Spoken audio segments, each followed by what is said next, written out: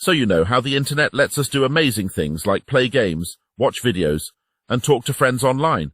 Well, imagine if the internet could also help us do even cooler stuff, like owning our own digital things and making sure our online stuff is super safe.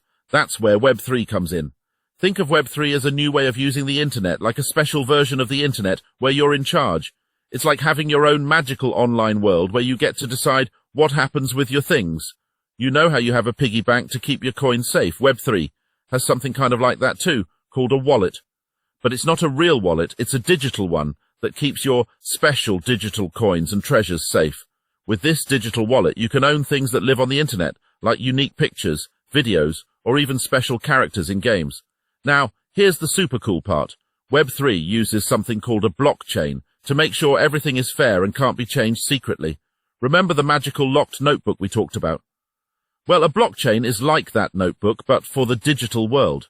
It keeps track of who owns what and makes sure everyone agrees on what's true. With Web3 and the blockchain, you can trade your digital treasures with your friends or even people you don't know, but you can trust because the blockchain keeps everything honest. And when you play games or use apps on Web3, you're in control. No one can sneakily take your things or tell you what to do. So Web3 is like a new way of using the internet where you're the boss of your own digital stuff.